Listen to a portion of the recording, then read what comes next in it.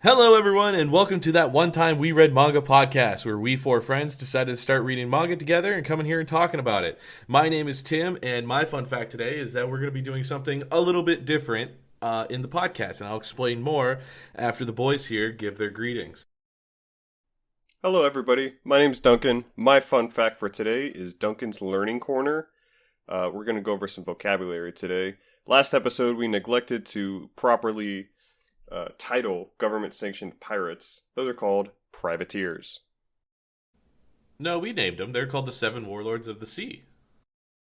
I like that. Privateer sounds like a low-ranking military thing. You're right. They should have used better You're words. They should have used better words. All right. Hey, everybody. My name's John, and my fun fact for the day is that I recently discovered what TLDR means, but I'm going to ignore that entirely because I've come up with a better meaning. And I think the best meaning of TLDR is Tender Llamas Destroy Racism. That's way better. I love that. That's way better. That is totally better than what it actually means. You'll never hear the first version of what I came up with because we've canned that recording because we fucked it all up. All right. Well, there goes all our fourth wall. My name's Nate. My fun fact for today is that my toes are tattooed. That's it. And they're really cool. Whoa, dude! Show us the toes. That's a bridge That's a bridge I'll never cross. Oh man. Someday you might. Get enough tequila in you. I'm drinking whiskey. Yeah, drink more tequila. Anyway, so what I mentioned, we were going to be doing a little bit different. John alluded to it. We are going to add our little TLDR section, just in case those listening either didn't read, don't want to read. This is just going to give a nice little summary of what we read and where we are in the story. So this week we read... chapters 101 through 114 of One Piece, covering the Reverse Mountain arc and the Whiskey Peak mini arcs. And in that, starting at chapter 101, the crew, consisting of Luffy, Zoro, Usopp, Sanji, and Nami, these damn names, have finally entered the Grand Line. We made it. Yay! They meet and befriend their first obstacle, a whale named Laboon. Laboon and the man who lives inside of Laboon, Crocus, who has built like his own little private island in the stomach of a whale, much like Pinocchio, except this is by choice.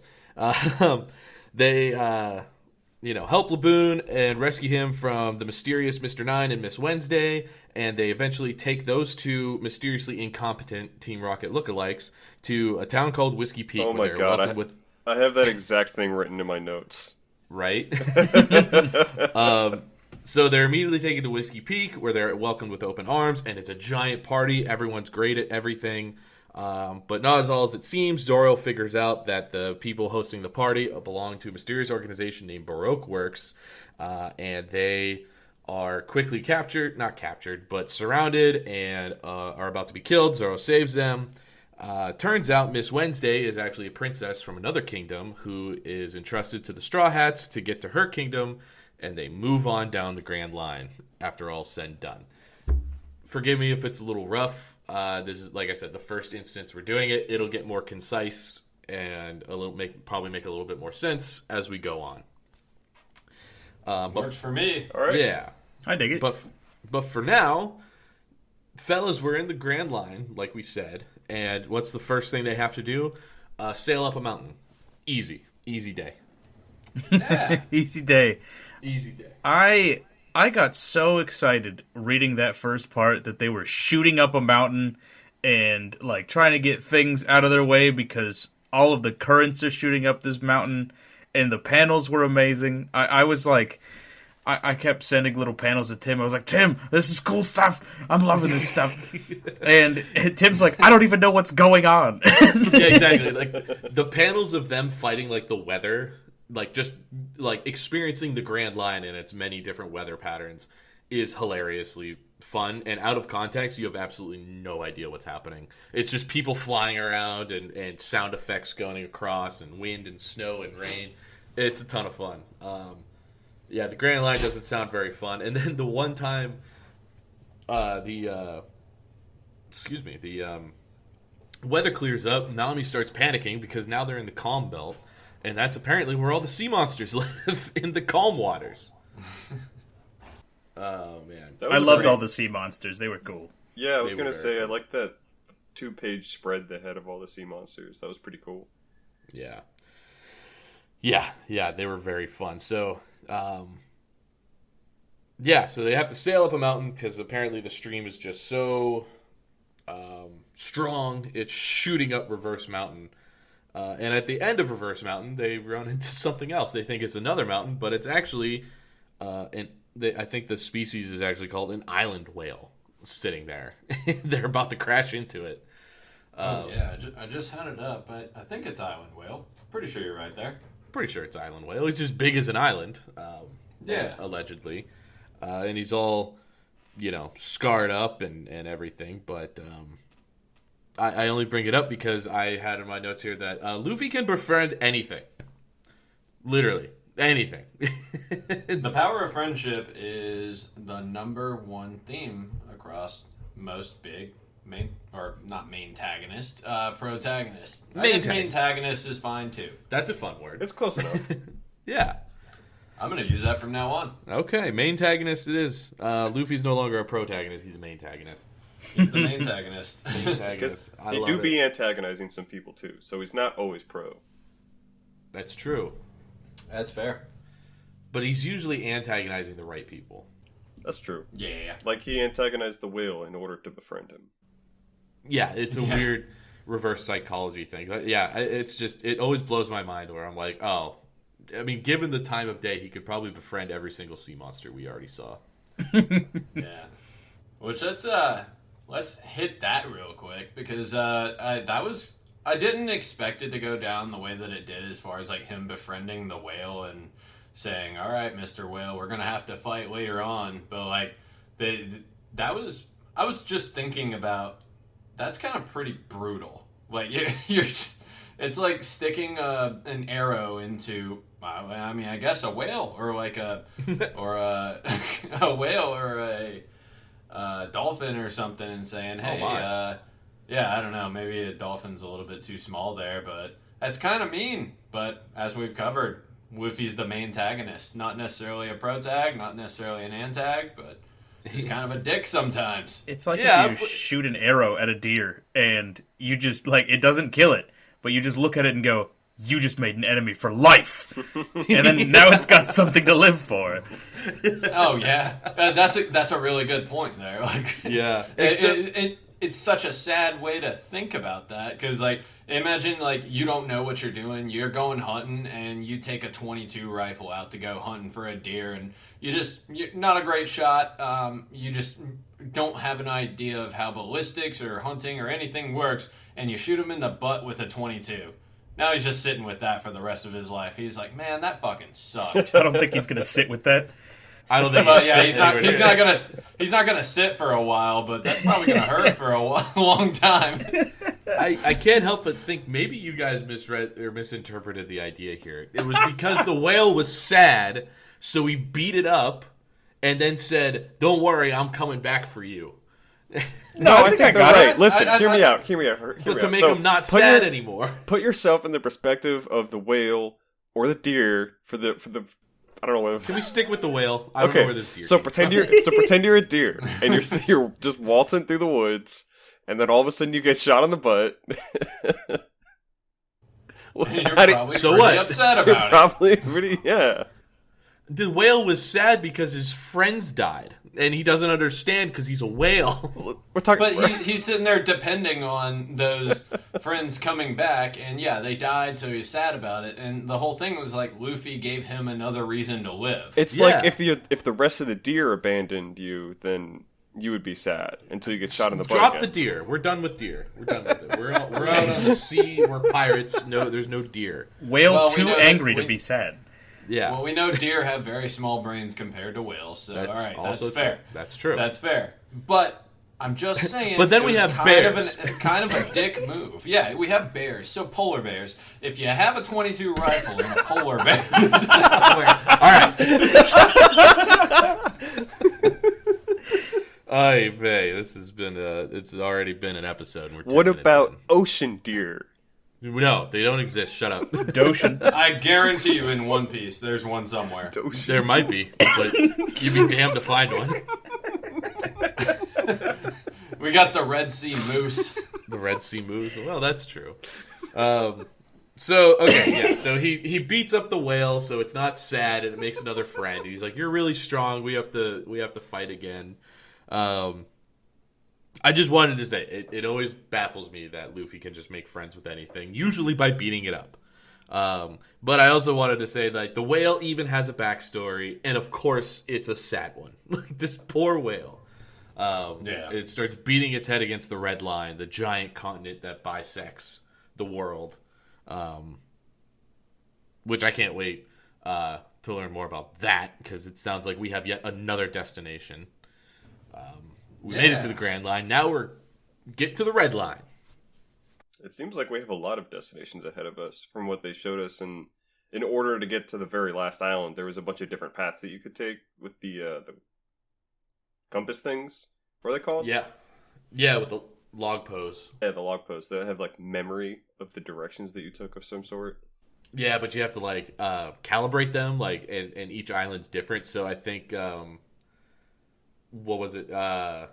I don't know how long this was actually going to take, but I think coming up there's going to be one that's like it takes them like a year to calibrate the log post. Oh my gosh! So that'll be interesting to see if they can get around that. Yeah, I figured there was going to be something like that because they said it could take any various amount of times. Yeah, and I mean at the same point, again in my notes I have like, you didn't think it was going to be that easy, did you? Like, yeah, we made it, but you didn't think it was just going to be like, okay, now we just island hop. Like, no. No. We have to add another stipulation on top of our stipulation to make it even tougher for our heroes. I like it. Yeah, each island in the Grand Line apparently is the luckiest island in the world because they all have these rare, rich minerals that make their magnetic fields absolutely insane, which causes the weather to act all funky like we already saw. The Grand Line sounds like a terrible place to be, and it's no wonder people like Krieg or Arlong didn't make it very far in the Grand Line. Yeah. I don't know why there was a pause there. But, yeah, so I think with the Grand Line, actually, this is kind of a little bit off on the left in there, but I don't know why it came to me as a surprise, because it shouldn't be surprising, but I kind of just didn't previously think about the possibility of people just living on the Grand Line. Like, and that seems... Oh. That seems kind of ridiculous when I say it out loud now, but like, I kind of just thought of it as a wilderness, I guess. Like I an unexplored, uncharted ocean. Yeah, but I mean, I reckon like, yeah, you would expect people to live there. And I mean, the first island we've encountered, there's a whole town there. Yeah. But the way that we've talked about it so far, about how formidable it is and all that stuff, I didn't expect like there to be civilization on these islands, which, I mean, now that's kind of like broadening the scope of the way that I'm seeing the Grand Line, because I'm wondering like what kind of people have to live on those islands. Like, is it just a predisposition? Like, you know, you were born here and it kind of sucks, but oh well. Or is it like all these people that have like, I don't know, commandeered these islands, or what's the word? Not pilgrim. Pillaged? Pillage. Not quite that. What was Columbus? Discovered? I don't know. We'll come back to that. Spanish. I don't know. I don't know what you're trying to say. I do actually agree with you, though. Yeah. Nobody expected the Spanish Inquisition. They never expected. All the Spanish people in the Grand Line. I actually agree with you, though. I thought that I just assumed it was going to be islands riddled with monsters or something. As soon as they were like, yeah, there's people that live here, I was like, why did I not consider that? Well, I mean, I don't blame you guys, though, because all the build up to the Grand Line we've had at this point is that it's the pirate graveyard, the great unknown. No one knows what's there, and it's like, well, if there are people there, like, how do they correspond with one another if no one knows what the fuck is over there? Yeah. You know what I mean? And like, okay, it's super hard to get there. So how did these people get there? Like, they're clearly native, or I think in some instances we'll see they're just like they're also pirates who just got washed up. They're shipwrecked, but were lucky enough to land on a habitable island. So they're like, screw it. I guess I live here now. Well, we certainly learned about the type of characters that live on these islands. Because, Whiskey Peak was the name of the town, right? Yes. Basically, all of the residents ended up being bounty hunters. I feel like Whiskey Peak is a bad example only because it's a stage town. Like, it's, in my understanding, Baroque Works set up that town to trap pirates and get them, and to execute them and collect their bounties and stuff. You know what Whiskey Peak reminds me of? Whiskey? No, fake Namek. No. In Dragon Ball. Yeah, fake Namek, yeah. The only thing is, this is canon. That's fair. Yeah, this actually happened in the story.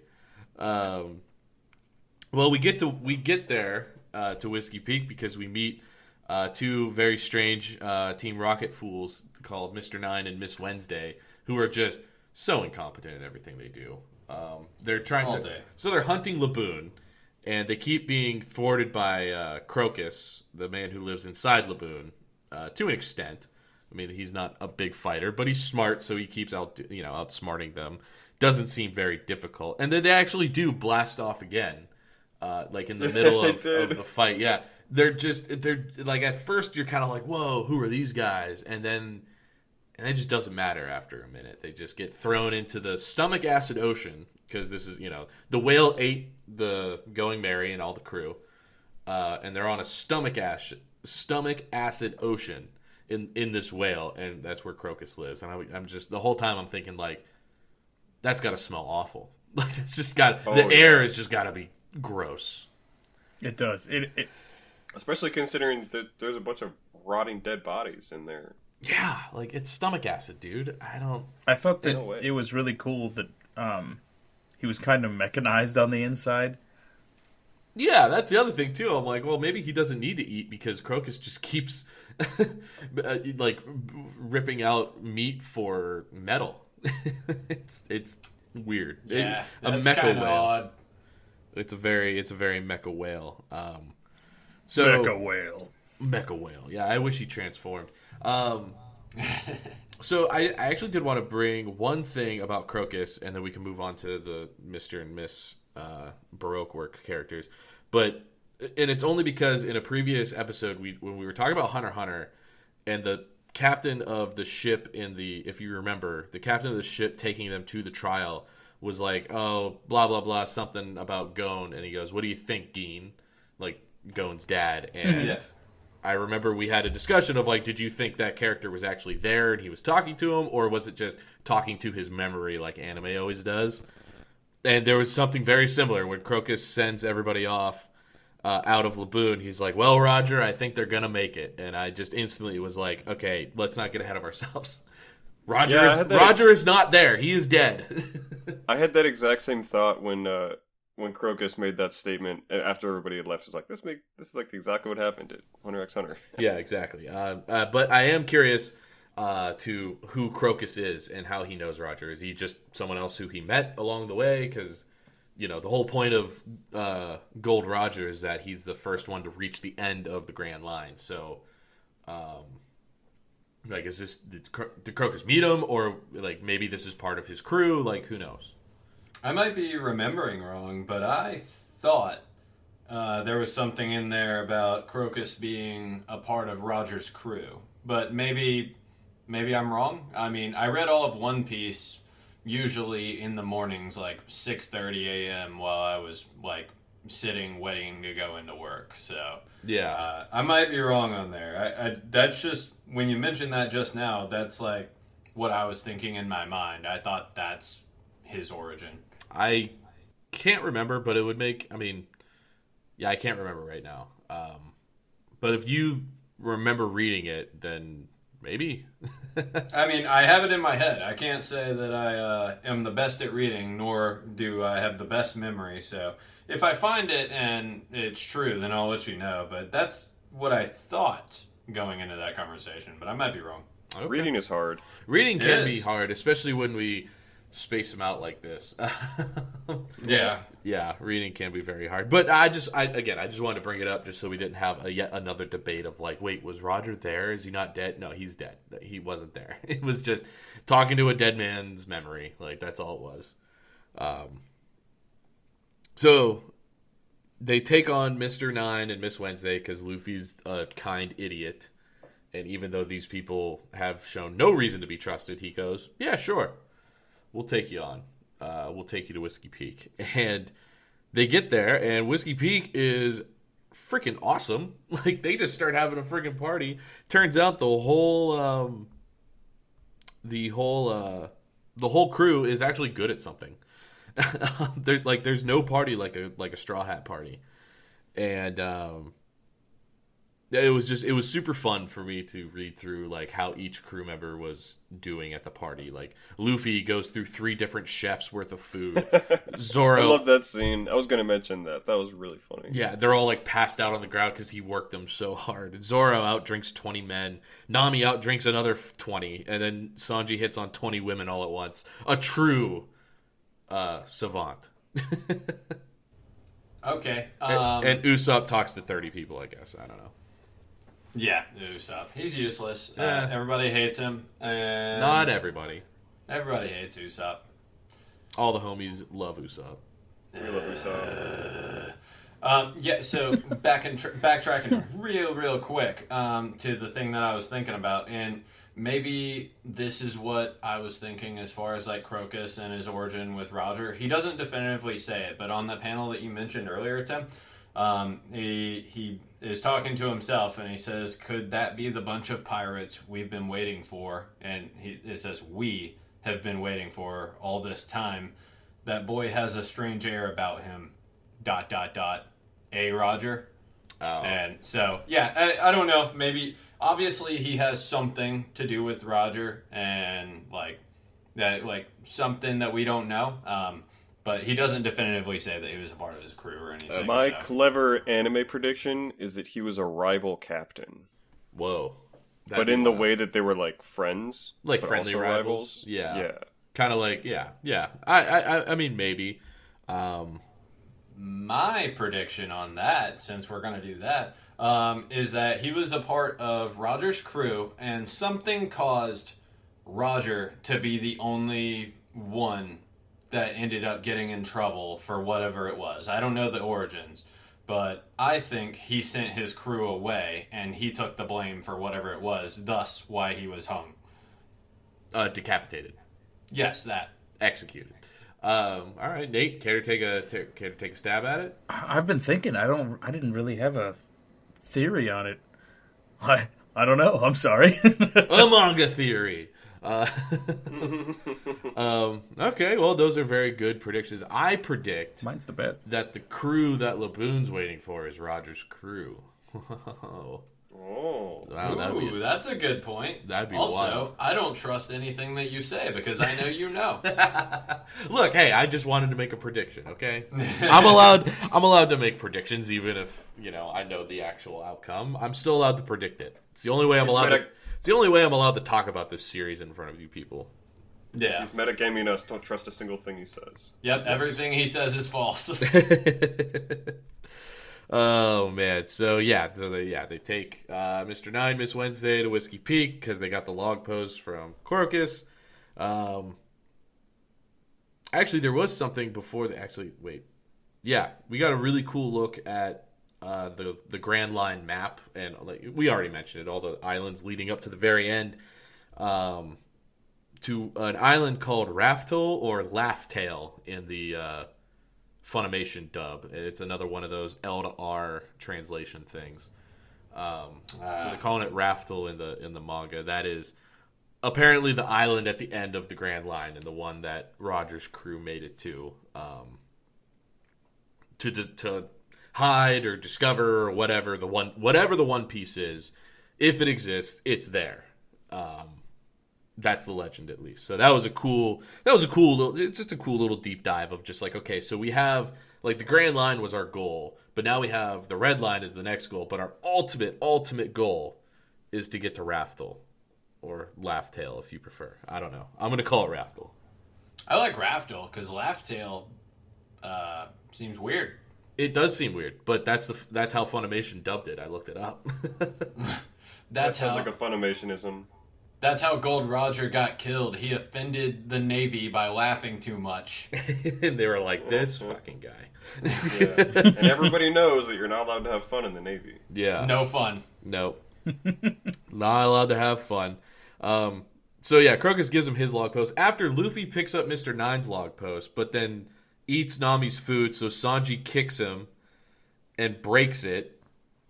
And then Crocus gives him his log post anyway, but it's like, bro, why didn't you just do that in the first place instead of scolding them for 10 minutes about not having one? It's like, dude, just give them one. If you were going to do it anyway, just do it.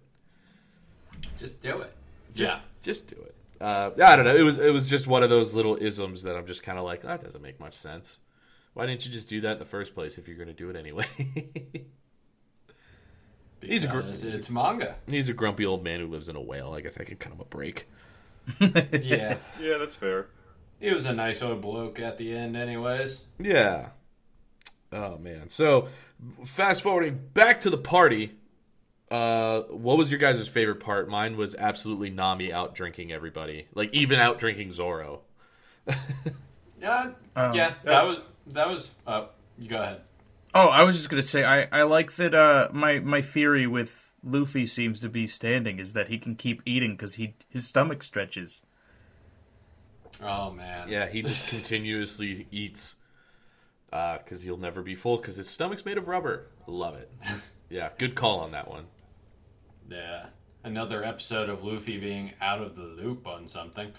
We'll get to that here in a little bit, but I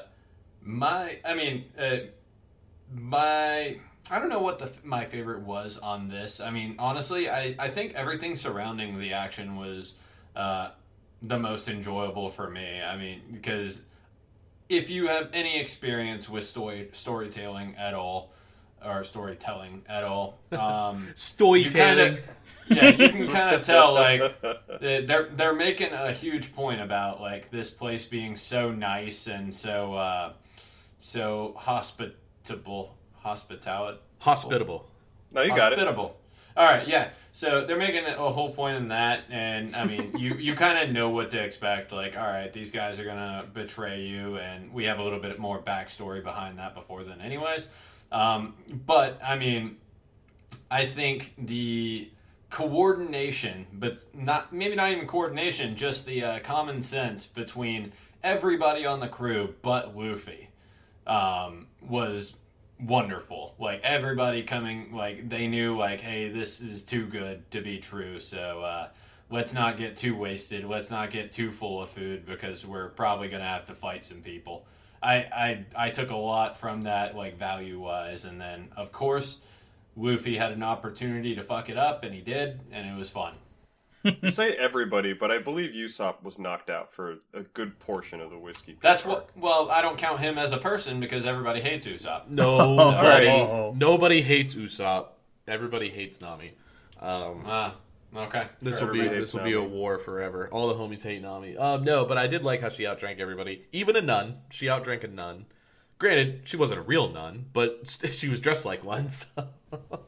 Yeah. I'd like to. But that's the thing, though. Like, drink a nun. Wow, I messed that whole sentence up. I think I hate talking about that. I think that.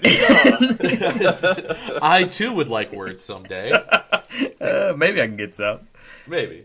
You know, guys? Alongside with reading, talking is also hard. Talking hard. English hard. Talking hard. Words hard. Words hard. Podcast good. Podcast good? Maybe. We'll find out.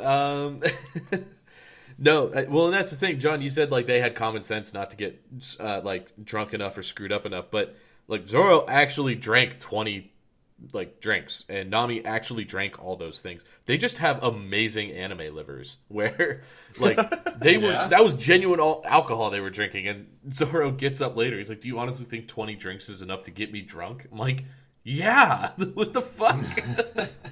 That would get just about anybody drunk, I think, maybe except like Andre the Giant. Yeah, tactical drinking. They couldn't get caught with a DUI out there, so why no. not? Well, yeah, Why not let it loose a little bit? That's just because the Navy never pulled them over, but they could. Sailing and drinking is dangerous. That's I right. guess that would be kind of dangerous, but boats float. Yeah, but rocks don't. Rocks don't float, so there shouldn't be a rocks. problem, right? Some rocks do float. Some rocks are bigger than others and can sink ships. All right. Have you ever been on a boat? This rock looks like a cannonball.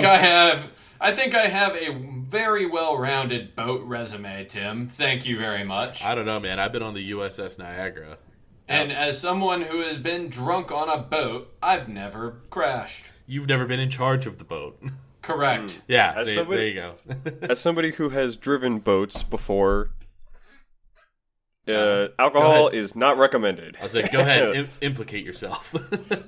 No. Tell the world boat, what you do.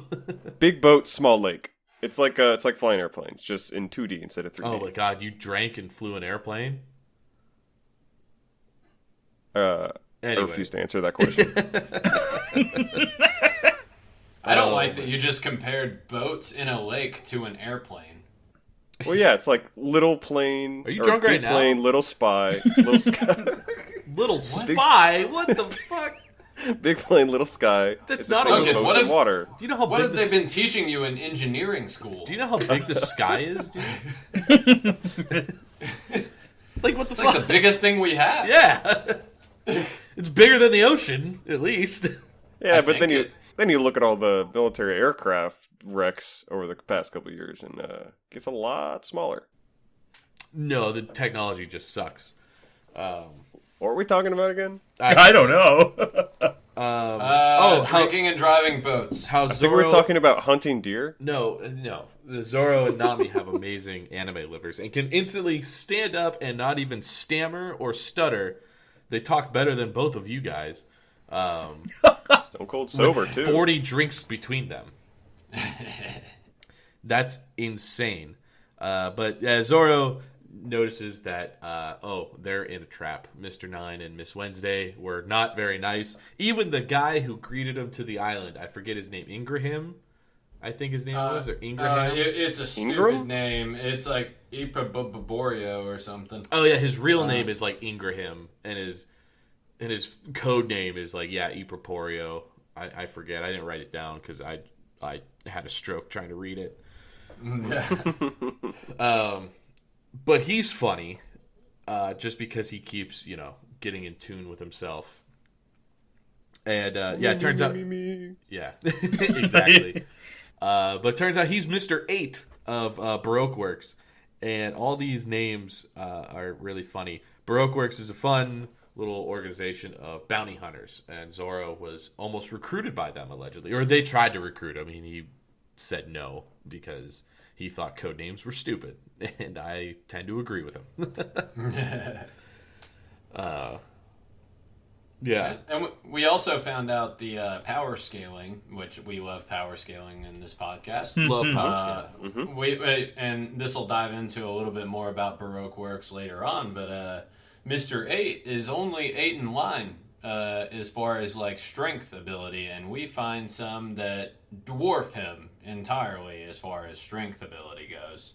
Yes. In Baroque Works, it seems that the closer to 0 you are, the stronger you are. So Mr. 9 is weaker than Mr. 8. Mr. 8 is weaker than Mr. 5. But what was interesting to me, so all the males in Baroque Works are numbered. And all the women are named after days. Miss Wednesday, Miss Monday, who was actually the nun that Nami outdrank. And I think we run into another one, Miss Valentine, who shows up with Mr. 5. I just want to know, what's the ultimate female? So the closer to 0 you are, the stronger you are. What's the day equivalent to that? Mrs. Independence Day. Miss No. 9/11. Oh. No. Oh! That hadn't happened yet, Duncan. We just said polar opposites of each other. Who the fuck are you, Duncan? What the hell, man? I was gonna say Saturday. This is an American podcast about Japanese cartoons, all right? We're not talking about 9/11 here. Okay, no wait, you're right. Miss Pearl Harbor. Oh, Jesus Christ. Jeez. Well, Saturday. I was going to think maybe Saturday or Sunday. Well, you said Valentine. Yeah, well, and that's the other It could thing. be holidays. Yeah, they do have holidays, but all right, maybe that was a bad question. You two clearly can't handle simple answers. You have to say Mrs. something. Christmas. Miss Christmas? Yeah, I mean, I want to meet Mrs. Easter Day. Easter Day. it would just be Meester. I don't think. Well, actually, I don't. know. Meester. It's Meester. God damn it. I don't think. I don't actually think there is a Miss Easter. Only because I don't believe. That means there is. I don't know. I genuinely don't know. Okay, so it looks like also that a lot of Baroque Works people have devil fruit powers of some kind. While most likely, actually, it's the lower than 0 ones. So it doesn't look like... I mean, Mr. 8 might have a devil fruit because guns come out of his hair. But that could just be a fancy wig. Really. Yeah, no, I don't know if he ever specifically said that he had devil fruit powers. And everybody that does have devil fruit powers has pretty explicitly explained it. Been very open about it, yeah. Yeah. I just think the gun fruit would be a little more cool than that. Yeah, that's also true too. Yeah, if you had the gun fruit, I would be waving that shit around all the time. Are you kidding me? I like my. Hey, you got a permit for that? Yeah, no, I ate a fruit. Sorry, officer, I ate a fruit. Congratulations, handcuffs you. Yeah. Until my fingers turn into pistols. Oh, no. Oh, man. So, but we do see a couple of devil fruit powers show up. Mr. 5 has the Boom Boom fruit, where he can turn any part of his body into a bomb. And apparently his favorite method of doing this is to pick his nose for a booger and flick it at people and make it explode. That was pretty hilarious. It's dynamite. It doesn't turn into a bomb. It turns it into dynamite. And that's a distinct difference to make. So it only has the strength of one stick of dynamite, whatever he throws at people or any part of his body. There was a Sega Genesis game called Boogerman where you could do that exact thing. Oh my god, do you think that's where this came Wow. I don't know. from? I have no idea. I wouldn't doubt it for a second. Knowing what we know about Ishiro Oda as a author here, I wouldn't doubt it for a fucking second. It's gotta Yeah, and then probably the more confusing power, at least in my eyes, it's more confusing, is Miss Valentine with the Kilo fruit. She can change her weight to the point where she can float and fly with an umbrella and change her weight so drastically that she can leave a crater in the ground. So Duncan, my question is now for you: does she change her weight or her density? So Because her mass doesn't change. Keep that in mind. that's an interesting question because in America we have a ridiculous way of measuring weight and mass, and in other countries they just use kilograms, which is a measurement of mass. In America we use weight, which is a measurement of force. And without getting too deep into it, it sounds like she just changes her density, which in turn changes her mass because they're dependent on one another. They're dependent on one another, but in American measurements, it absolutely doesn't make sense. I mean, it still makes sense. We have measurements for density and mass. They're just different. Like they're called slugs, and it's just stupid. And no one that I know likes them. Then everybody wants to switch to metric. And the slug fruit would be a different power, I think. That would be like shotguns coming out of your chest. I was thinking more of just like you have the power of a slug. Oh, you're just real slow and slimy. Just a real slow, slimy person. And weird, I know a few of those. Weird eye stalks, yeah. So yeah, I thought they were fun. But the funniest part about, the best part about Mr. 5 and Miss Valentine is they serve as a way to show just how strong Luffy and Zoro are. So John, you mentioned Luffy has a chance to fuck up this whole thing while Zoro is fighting for his life, mind you. Yeah. Comes up like in a food hangover and just knocks Zoro to the ground. Like, doesn't knock him out, but like punches him right in the mouth and is angry that Zoro beat up all these nice people. I think you mean cut up. He killed a lot of them. I mean, yeah, he killed a lot of them, but I think the word he uses is just beat up or something. I don't know. Maybe I don't remember the word. But yeah, no, most of those people are dead. No, he's generally being upset just because he felt Zoro was being inhospitable. Yes, yeah, he thought Zoro did it for no reason. Yeah. So they get into a fight. They start fighting each other, and it's immediately like, oh my god, whoa, like they've been together the longest. Like maybe this has been some tension building. It just, in my eyes, it immediately goes to show you just how little these guys actually do know each other.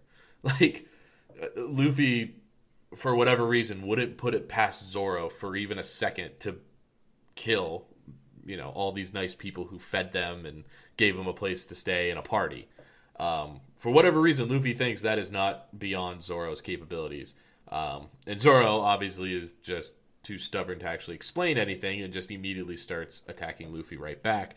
But where Mr. Five and Miss Valentine come into this is they try to be like, ha, we're here now and we're going to stop you. And they just, Luffy and Zoro both just backhand them and they just go flying. Like they are they're nothing. Pretty sure it was one or two panels and they're just like, get the fuck out.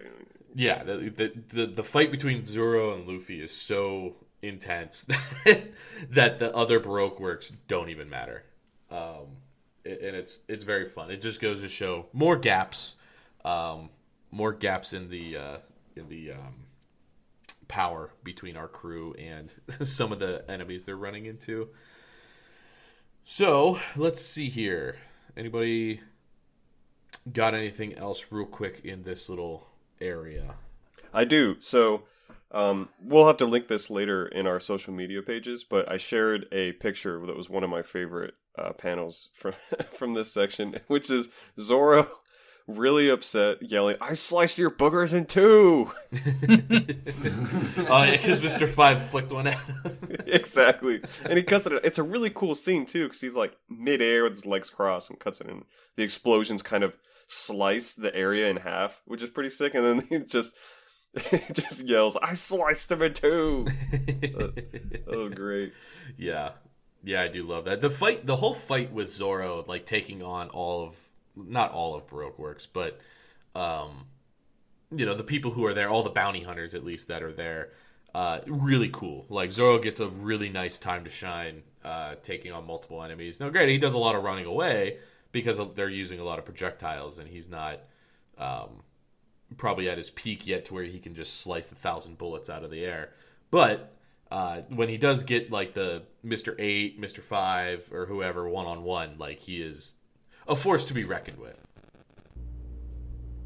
Yeah, he's a lot of fun to like see actually in action, and I do enjoy him as my second favorite character. And I think this whole arc, like, I'm so excited to continue on beyond that, and we're not done discussing it yet, but this is just a proving ground showing that, like, their crew deserves to be on the Grand Line at least. Because, I mean, this is the first island that they've encountered, and, I mean, by all accounts, as far as I'm concerned, I think it was a complete victory. With the exception of like one mysterious person they meet at the very, very end of this. Mm-hmm. But I mean, I think this, the last arc we had very much showed like, they had quite a tough time with the Arlong pirates. In the end, they're always going to win, but here they are finally at the Grand Line, and I think, in my opinion, like they ran through these guys pretty easily. And I guess we'll see whenever the rest of the Baroque Works people show up. I'm excited for that. Yeah. I have to agree with you there, John, especially when they put into perspective how dangerous these people seemed like they were. The cactuses, there were, what were they, crosses? All the little pins were crosses, were gravestones for all the people that they've killed. Yeah, I and thought it had that to was be cool. thousands possibly millions. I mean, And- probably millions. Those cactuses were huge. I mean, it was Cactus Island, so they took up the whole island. It was a lot. Yeah, it was a lot. And you thought like, oh, they're just like, the spikes on cactus. No, they were they were graves. And you just have to think, man, how weak were those guys? Yeah, right. Because, our guys definitely made it look like they deserved to be here. Luffy looked really dumb fighting Zoro. He was ready to kill him, and I remember what the reason was. The actual reason that Luffy started fighting Zoro was because he thought that Zoro was killing all these people because they, quote, didn't have the dish that he wanted. So right back to food. Right back to food. These guys were willing to kill each other over it. I mean, like, there could be an argument made to, like, oh, they were holding back. They were just in a fight. But, like, they were going at each other. Like, Luffy was actually upset because he refused to listen to any reason. And then we get probably the strongest Straw Hat is revealed to be Nami, of all people. Because in one punch, she knocks them both back to their senses. and they figure it out. But she only does that because she has a money opportunity coming when Mr. 8 reveals that him and Miss Wednesday are... Well, and actually, let me get this right. Mr. 5 shows up and tells Mr. 8 that, hey, we got reports that there's been spies that infiltrated Baroque Works. And turns out it's Mr. 8 and Miss Wednesday, whose real names are Ingraham, I want to say, Mr. 8, and Vivi Nefertari, who has an awesome duck named Karoo. And I love Karoo. I love Karoo. Big Animals Karoo are fan. so cool. Yeah, Karoo's amazing. But Ingraham unfortunately tells Nami this and asks to save Vivi, and Nami will do it for a clean 1 billion berries. I mean, that's pocket change for a A princess, right? simple cost. Clean. Simple cost. It did kind of frustrate me though because I was very much just like, just help her, Who cares? You'll get paid later. But she refuses to do anything until promised 1 billion berries. That's just. It's called good business, Tim. It's called frustrating because Nami is just so. And it's not fair to say it, but Nami's so one-track minded. But so is Luffy, and so is Sanji, and so is Usopp, and yeah, Zoro's probably the only one who's not literally one-tracked, but he does have very specific goals in mind. So it's not fair. They're all a little thick-headed, to be honest.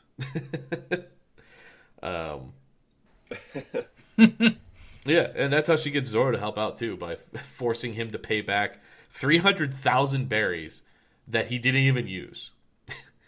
Yeah, because he got those swords for free. Yeah, exactly. He gave the money right back to her. She's like, no, loan's a loan, buddy. That's so fucked up. That's good business. That's why you never loan your friends money or accept loans from friends. I liked seeing the swords in action for the second time, but we got a little bit more information about him. No, first time. This was the first time the new swords Since were he in got action. Yeah, since he got them. Mm-hmm. Yeah. It was interesting because he was still kind of getting used to him, and at one point I may remember he said something about a legendary sword should only slice when the master says it should. So it was almost like it was too good for him, and he needed to improve to meet the standards of the sword. Yeah, I think it was more along the lines of just like, I can't control when this thing cuts and when it doesn't, so I need to get better to do that. So, in a way, you're right. It's less that the sword's too good for him, it's more like he's just not good enough to control it. Was that the cursed sword that did that, though? Yes. Yeah, the great grade one, or I forget what grade it was, but yeah, the one where he threw it up in the air and it missed his arm. Yeah, so maybe that has something to do with its curse.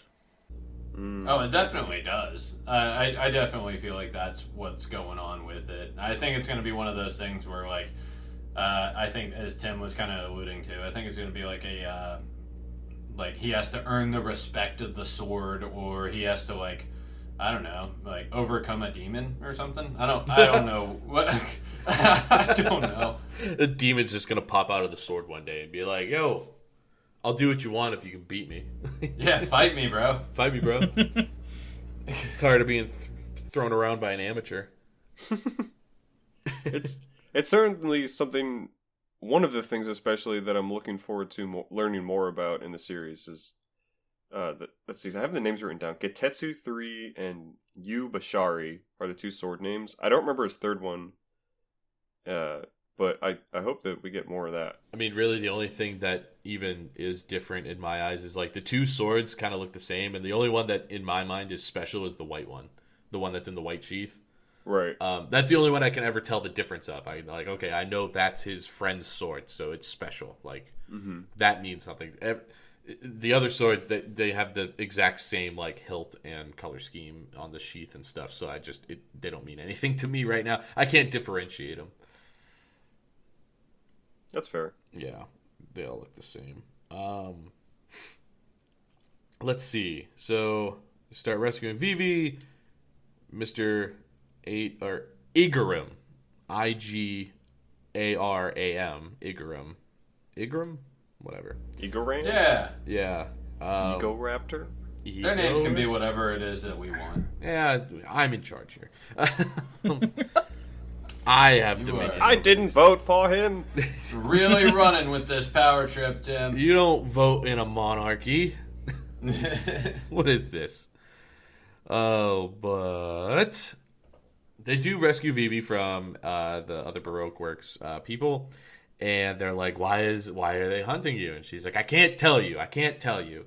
They're like, "Okay, don't." And she's like, "I can't tell you that Mr. Zero is Crocodile." And it's like, why did you just tell us that? Why the hell? That whole page of the funny. sea otter. Oh gosh, I have the names written down. The sea otter and the Vulture, the Mr. bird. Yeah, the vulture bird. Mr. 13 and Miss Friday. Yes. The them Unluckies. just sitting there, and then they look at each other, and then the next panel's them looking at it back, and the next panel's them looking at him, and they just fly off, and he's like, "Why'd you do that? Yeah, why did you tell us?" Where are they going? Yeah. Are we gonna die now?" Yeah, and yes. Yes, you just might. In true Luffy fashion, he just doesn't care about it. No, he said, "Oh, we'll be fine. Yeah. We'd be alright.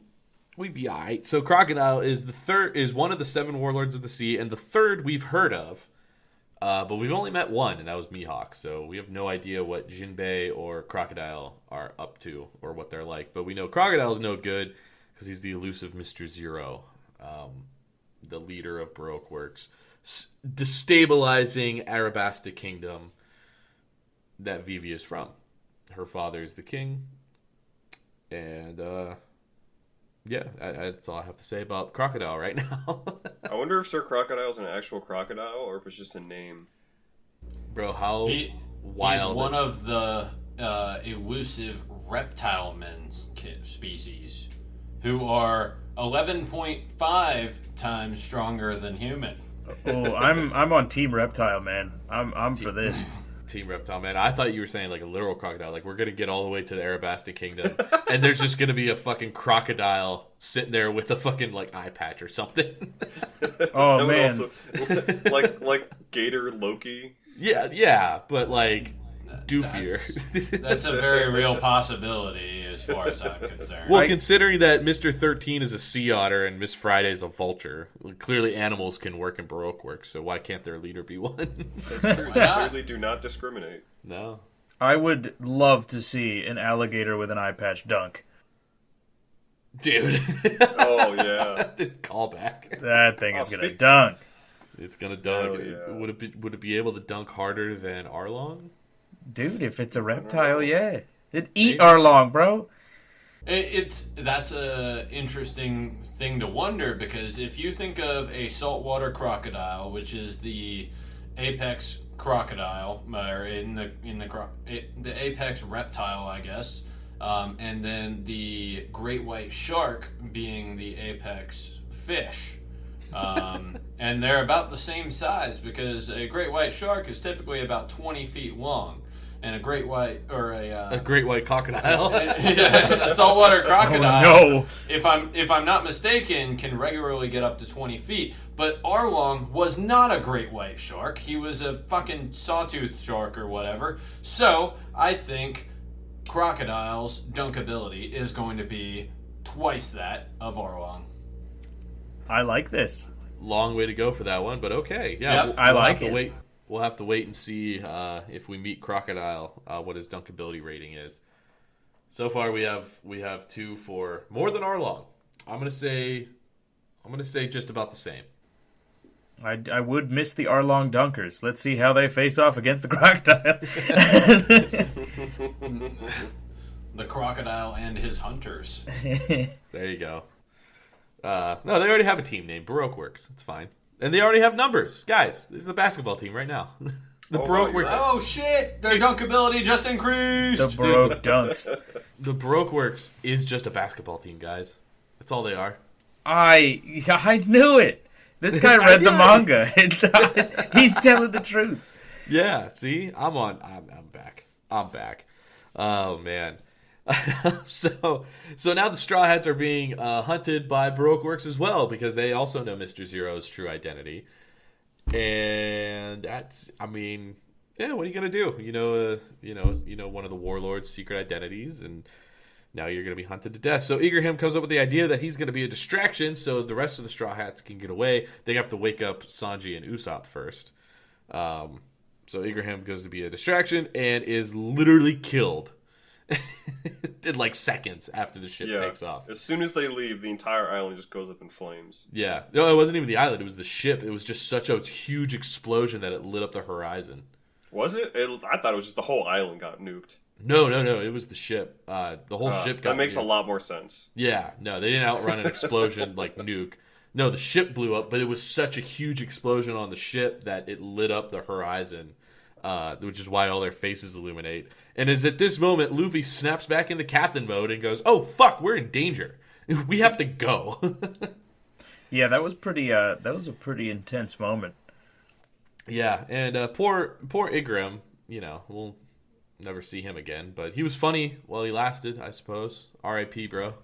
His disguise was pretty funny, too. His disguise was very funny. He just, I think, was looking for an excuse to wear makeup. Mm-hmm. Yeah. And dress up like Vivi. Dress up like Vivi, yeah. That was... Okay, so the way that she dressed was that what was the hypnotizing thing that she did earlier? I was a little unclear on where that stemmed from. Yeah, that was part of her whole hypnotizing trick thing, and honestly, it's still up in the air if that's even a thing she could actually do, or what she just told Baroque Works she could do, so she could join them. Or maybe she was just like moving her hips and her body around to try to seduce men, and it worked. Yeah, I don't know. It got me. Nate is on Team Vivi. Hey, Team Vivi all the way.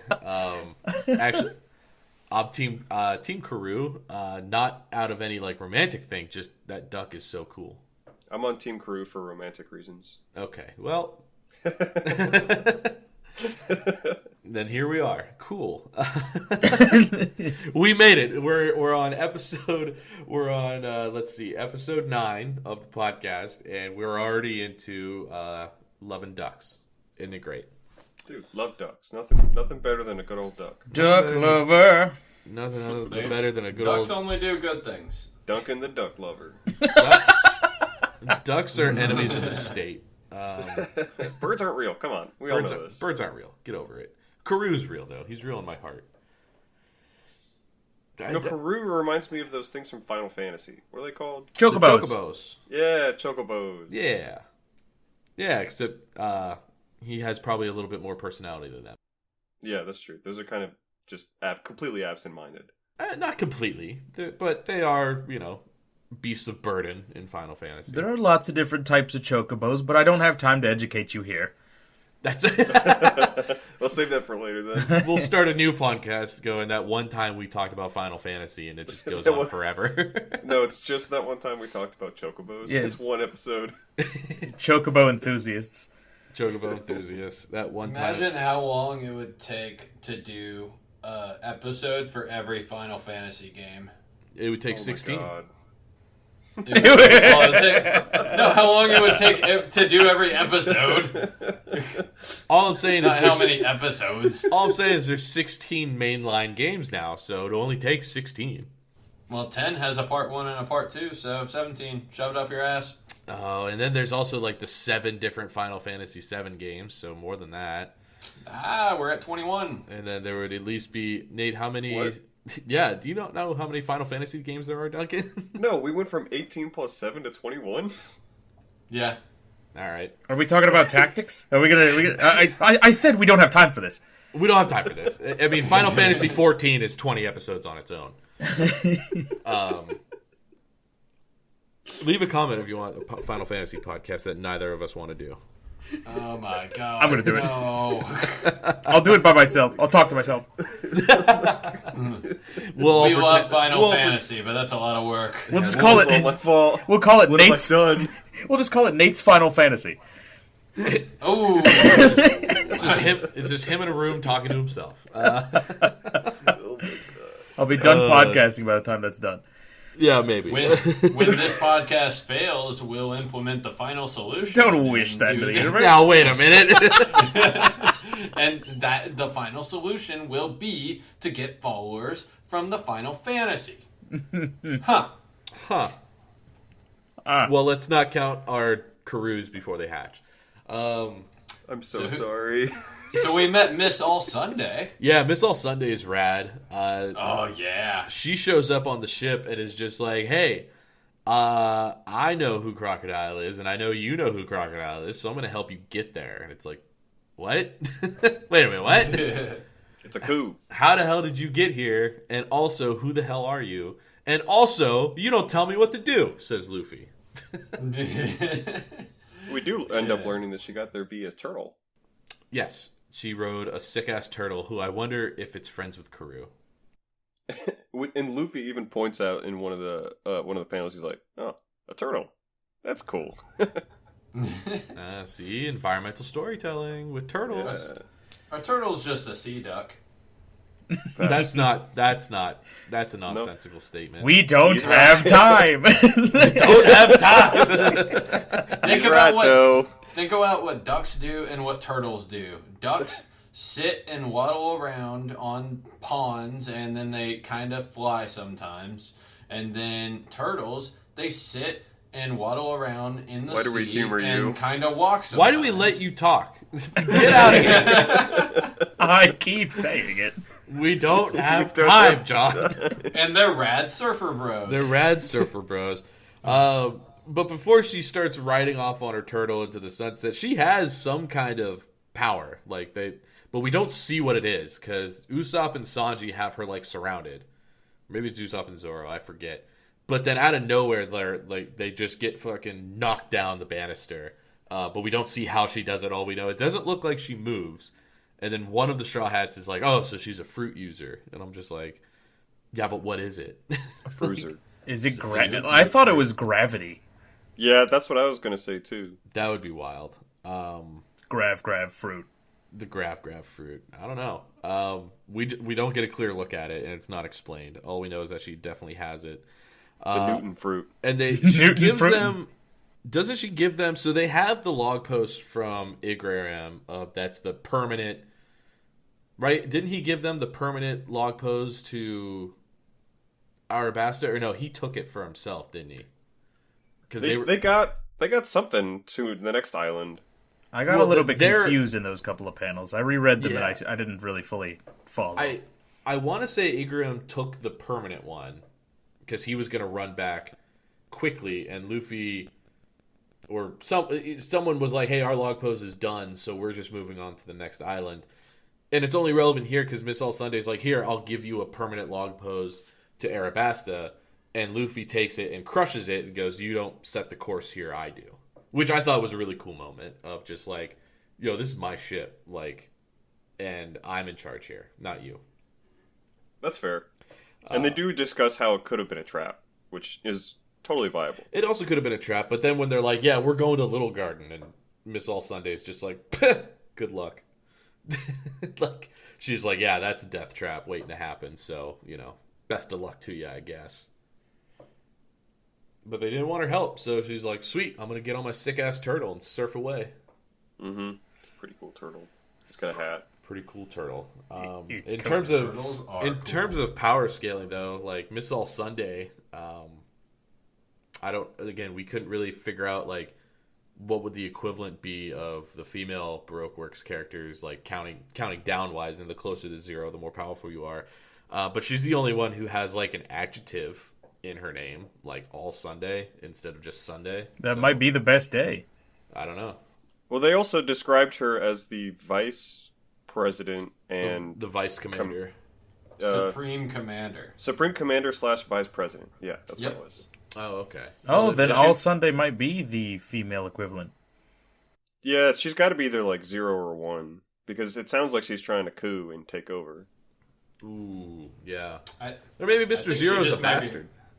Yeah, they might. She might just be trying to have fun with them. I mean, if she's so confident in their power and their ability to kill all of them, then why not lead them to the hideout if they're certainly going to kill them? Yeah. Why not? Yeah. That's true. Because Well, actually, yeah, you would want that. You would want them to come out there. And she said she's not on orders, but like, it's going to be an issue if they don't go there because then they have that knowledge of Mr. Zero without going there. Right. And they could spread that. But it's also kind of leads into the trap thing of just like, okay, they know who Mr. Zero is, so what's the best way to get rid of him? Bring them to where they need to go and kill them there before they have a chance to spill the beans to anybody. Yeah, absolutely. So, I don't know. It's going to be interesting to see where we go next. Speaking of which, how about because that's the end of our chapters. That was chapter 114. So, do we want to do some final thought? I feel like I hogged the mic this one, but this was like there wasn't a whole lot going on. Like a lot happened, but not a lot of ground was covered. Yeah, not too much. Like I was thinking about that too as we were going through it. Like I didn't have that much to take away from it. Like don't get me wrong, I had a lot of fun with it. But my thought the entire time was like, I can't wait to see what happens next, not what's going on right now. Yeah. So I mean, but that'll happen. Yeah. All right. Well, let's go around. Unless Duncan, Nate, you want to throw anything in real quick before we hit final thoughts? No, I think I'm pretty good. If you don't mind, I say my final thought. Oh yeah. By all means, let's start final thoughts. So, yeah, I really liked that this was the entrance to the Grand Line. We got a little hint that more things are going on in the Grand Line that maybe the whole world doesn't know. Different power scaling, we got political stuff coming in here. A lot going on. I really like how everything has changed. I was excited to enter the Grand Line, and I've not been let down. Good. Yeah, we are going to get some political coups and sabotage coming up. I can't wait. I can't wait. There's nothing like reading about political overthrows in a manga. Gotta love it. It's always satisfying. Yeah. All right. Whoever wants to do their next final thought, go ahead. Okay. My final thoughts were very similar to what Nate said. I think this is a great entrance into the Grand Line, and I liked the introduction of all the new characters, and we're just learning kind of more about the universe in general outside of the East Blue, because the East Blue seemed like kind of like its own thing, but now that we're in a totally different area, there's a whole bunch of new people, and there's a lot more complexity to the story now. And I'm excited to continue seeing where it goes. Yeah, it is nice to get out of the East Blue. All it really does though is make me wonder, like, I wonder what the North Blue's like, or I wonder what the West Blue is like. You know, how different are the seas from each other, or are they just like the East Blue? Not a whole lot really going on. There's the probing thought for things that'll happen later on, I'm sure, or maybe not. I don't know. Maybe not. Maybe they're inconsequential. Well, I mean, Sanji's from the North Blue, I think is what he said. So He should talk about that more. he should. Yeah. All right. Yeah. So, I mean, as everybody agrees, like, I had fun with this for the majority of the time. I was just wondering, like, what's going to happen next? Because, like, now I'm in this mindset of I want them to fight big bads all the time. And I know that if that was reality, I probably would like it less. Like, we have to have a little bit of the less meaningful arcs. And I think what we came away from here is, like, seeing the damage that Miss All Sunday can do. That I think was the big takeaway as far as big bads go. I'm sure like that's the scaling you're looking for there, but I would love to see more drunk on food Luffy. I really enjoyed that character, and that's about it for me. He's such a dumbass. He's such a dumbass. All right. Well, and my final thoughts aren't very much different from anybody's, other than I'm super excited to see what's coming next. I always enjoy reading this, and going back through it is a ton of fun. And I can't wait to see. Yeah, I can't wait to see if what's coming up with VV and Karoo and Miss All Sunday, and then when they make it to Arabasta or Alabasta, whatever. Yep, it's another Funimationism. I have one final thought, one extra final thought. John, VV or Nami? Oh no, that's a solid question, Duncan. I'm actually glad you mentioned that, because I think Nami is more of a main character as far as women goes, and I think Miss All Sunday is more of a one-time side character as far as women goes. You mean if Vivi? You catch my drift? You mean Vivi? You mean Vivi? Wait, did you say Vivi? Yeah. Oh, you said Vivi. Oh, okay. Yeah, my bad. I'm looking at a picture of Miss All Sunday, so I made that mistake there. All right, so he entered a third combatant without anybody. Yeah, I know. Okay, so we ignore Vivi and Nami wins. All right, Nami wins. You could have just said challenger that. You has didn't have to entered the sit here for 3 minutes. I could have. Yeah. Anyway, all right, guys. Thank you, everyone, so much for listening. Next time, we cover One Piece is going to be June 19th. The next episode's coming at you, and we are going to be reading chapters 115 through 154. Bit of a bigger chunk, but we're covering Little Garden and Drum Island. They kind of go hand in hand with each other, and they are the setup to what ultimately becomes the Arabasta arc. So we want to get these out of the way. And on their own, they're just a little too short to justify it. So together, we'll get it done. So yeah, June 19th, chapters 115 to 154. Thank you, everyone, so much for listening. Fellas, thank you for coming and sharing your thoughts. Again, sorry I kind of hogged the mic a little bit today, but next time there will definitely be more stuff happening for roundtable discussion to occur. I felt like I went just kind of through the timeline again, but we'll work on it. So, all right, everyone. Thanks again for listening. Follow us on Facebook at That One Time We Read Manga. Check us out on Spotify, same name, and Apple Podcasts. Otherwise, we'll see y'all later. Bye, everybody. Bye.